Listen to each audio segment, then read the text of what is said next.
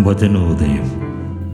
മർക്കോസിൻ്റെ വിശുദ്ധ സുവിശേഷം അധ്യായം 8, 11 മുതൽ 13 വരെയുള്ള തിരുവചനങ്ങൾ.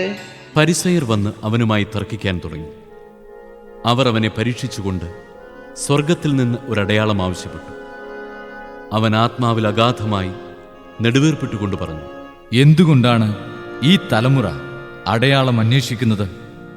സത്യമായി ഞാൻ നിങ്ങളോട് പറയുന്നു, ഈ തലമുറയ്ക്ക് അടയാളം നൽകപ്പെടുകയില്ല.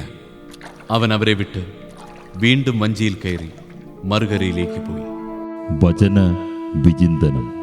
വിശ്വാസം, അടയാളങ്ങൾ, മനുഷ്യൻ്റെ അവസ്ഥ എന്നിവയെക്കുറിച്ചുള്ള സുപ്രധാന പാഠങ്ങൾ വെളിപ്പെടുത്തുന്ന സുവിശേഷ ഭാഗമാണിത്. യേശുവിൻ്റെ അധികാരത്തെ വെല്ലുവിളിക്കാനുള്ള ആഗ്രഹത്തിൽ നിന്നാണ് ഫരീസിയർ സ്വർഗത്തിൽ നിന്ന് ഒരടയാളം ആവശ്യപ്പെടുന്നത്. എന്നാൽ അവരുടെ നിഗൂഢ ലക്ഷ്യങ്ങളും തന്നിൽ വിശ്വസിക്കാനുള്ള മനസ്സില്ലായ്മയും യേശു അറിയുന്നു. അടയാളങ്ങൾ മാത്രം നമ്മെ വിശ്വാസത്തിലേക്ക് നയിക്കില്ല. അടയാളങ്ങൾ മാത്രം തേടുന്നത് നമ്മുടെ ആത്മീയ വളർച്ചയിൽ തടസ്സങ്ങൾ സൃഷ്ടിക്കും.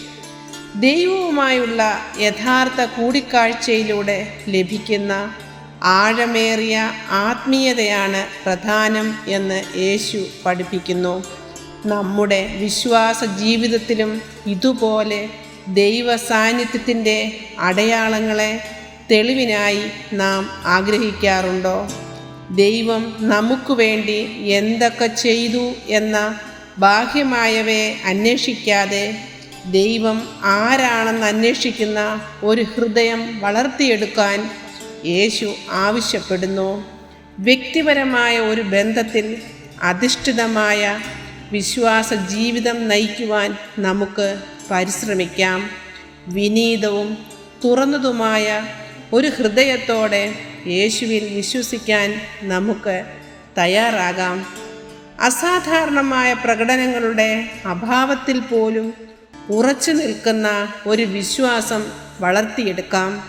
ദൈവവചനത്തോടെ പറ്റി നിൽക്കുകയും ദൈവത്തിൻ്റെ വാഗ്ദാനങ്ങളിൽ വിശ്വസിക്കുകയും അനുദിനം ദൈവത്തിനൊപ്പം നടക്കുകയും ചെയ്യുന്ന ഒരു വിശ്വാസത്തിനായി പ്രയത്നിക്കാം.